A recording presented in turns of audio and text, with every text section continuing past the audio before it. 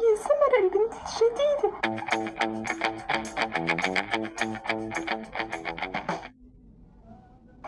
أهلا تشيلسي، كيف حالك؟ أهلا أهلا لولو، لقد اشتقت لك كثيرا. كيف كان عطلتك الانتصافية؟ لقد كانت ممتازة جدا، لقد قضينا وقتا ممتعا أنا وأهلي وذهبنا إلى البحر. ممتاز. هل سمعت ماذا سمعت؟ عن ماذا سمعت؟ أن هناك فتاة جديدة قادمة إلى مدرستنا. ماذا؟ فتاة جديدة الآن في الفصل الثاني؟ وكيف ذلك؟ نعم، لقد سمعت الآنسات يتحدثن قبل قليل في البهو. يبدو ذلك مثير للجدل. أنا أتطوق لرؤيتها. لا، أنا لم أسمع أي. لولو، هل عرفتي كيف تحلي وظيفة الرياضيات؟ السؤال رقم 7 كان صعب جدا. نعم، لقد حللت الوظيفة كاملة. لقد ساعدتني ماما قليلا. حسنا، هل يمكن أن أستعين بإجاباتك؟ نعم، بكل سرور يا آنا.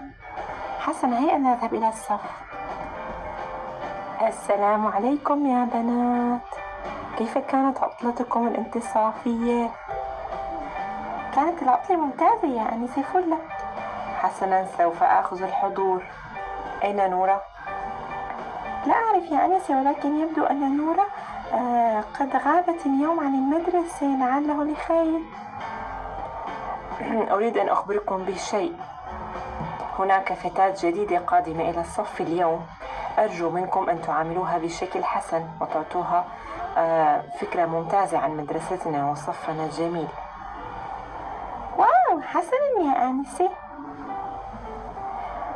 أعتقد أنها ستلازمنا حتى نهاية العام الدراسي، وبما أن اليوم نورة غائبة فسوف نجلسها في مقعد نورة. حسنا، يبدو ذلك جميلا. سمر، هيا يا ابنتي، تفضلي إلى الصف. السلام عليكم يا بنات، أنا سمر الطالبة الجديدة. مرحبا آنسة فلة. هيا يا سمر، يمكنك أن تجلسي هنا بجانب لولو. يا إلهي، تبدو هذه الفتاة غريبة قليلا، ولكن أنا أحب شعرها كثيرا. أنا أحب الشعر الجاد جدا جدا. هيا يا سمر، تفضلي إلى جانبي. شكرا لك لولو. صديقتكم سمر أتت من بلد مختلفة، لهذا قد تلاحظون أنها شكلها مختلف قليلا عنكم. قليلا عنك قليلا يا سمر، من أين أتيت؟ شكرا لك أنسة فلة على هذا الصف الجميل. أنا أتيت من إفريقيا. ما شاء الله، تبدين رائعة كثيرا. أتمنى أن نصبح أصدقاء أنا وأنت إن شاء الله. هيا حتى نتابع بواجب الرياضيات، ثم سوف أخبركم عن ماذا نفعل في بقية الحصص. الآن أريد منكم أن تنفصلوا إلى مجموعات حتى تعملوا سويا على المشروع القادم. مشروع؟ وما هذا المشروع يا آنسة فلة؟ سوف نقوم بمعرض للعلوم ومعرض مدرسي بشكل عام. يمكن أن تشاركي في العلوم، في التاريخ، في الجغرافيا، بأي موضوع أنتم تريدونه. وسوف تكونون في مجموعات. سنبدأ من اليوم، وسوف أضع الطلاب في مجموعات. لولو وسمر ولانا في مجموعة، تشيلسي وسارة في مجموعة. يمكن أن تتناقشوا في الأفكار وتقررون ماذا سوف تفعلون للمعرض، وسوف نقوم في عرض المعرض بعد عدة أيام. هذا شيقا، أنا متحمسة جدا للمعرض المدرسي. حسنا، هيا يمكنكم أن تبدأوا الآن. سارة وتشيلسي في مجموعة، وسمر ولانا ولولو في مجموعة. معكم من الوقت نصف ساعة حتى تتناقشون في الأفكار، واختاروا بنت منكم حتى تعرض لي الفكرة التي ستشارك فيها في المعرض. ممتاز. حسنا، نحن جاهزات يا أنسة فلة.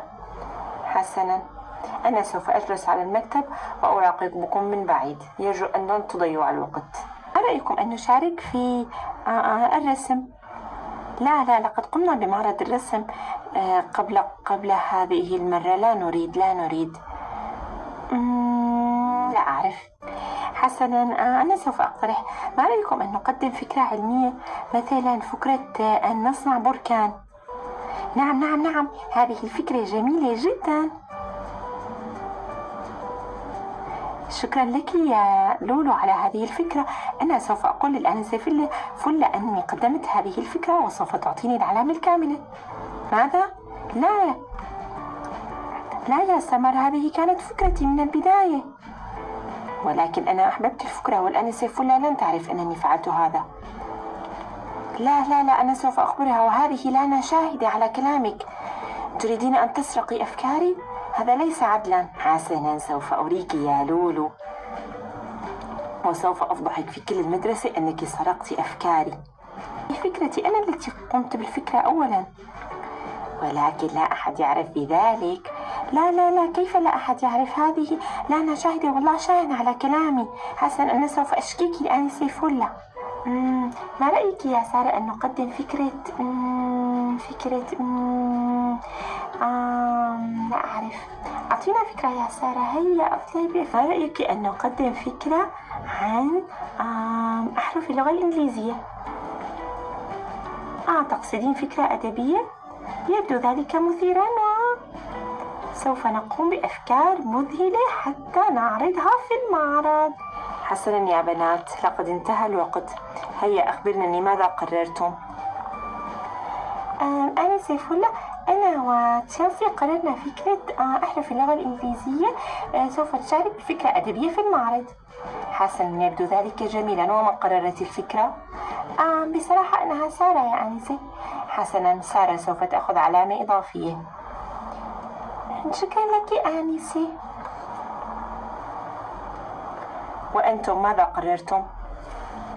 لقد قررنا القيام بفكرة بركان، فكرة علمية للمعرض. حسنا، يبدو ذلك ممتاز جدا. من هي صاحبة الفكرة؟ أنا يا أنسة، أنا صاحبة الفكرة. لا يا أنسة، والله إني أنا من قدمت الفكرة وقالت إنها سوف تسرق الفكرة وسوف تقول إنني سارقة. ماذا؟ أنا أسأل مجددا، من هي صاحبة الفكرة؟ أنا يا أنسة، أنا صاحبة الفكرة، وسوف أضع اسمي على المشروع.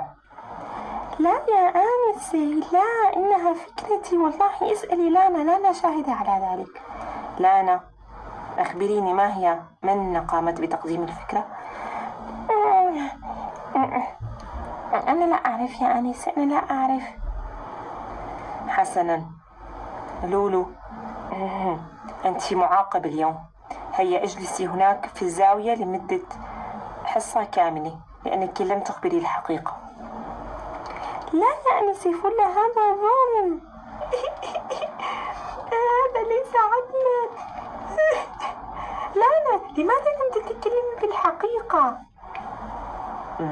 حتى تعرفن أنني طالبة جديدة وأعرف أن أخذ حقي منكم. أنت شريرة جدا يا سمر، أنا لن أسامحك على هذا.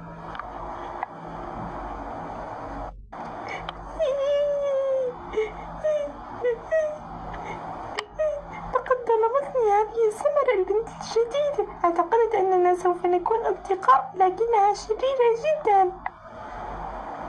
وزعلت أيضا من لانا لأنها لم تقف لصفي.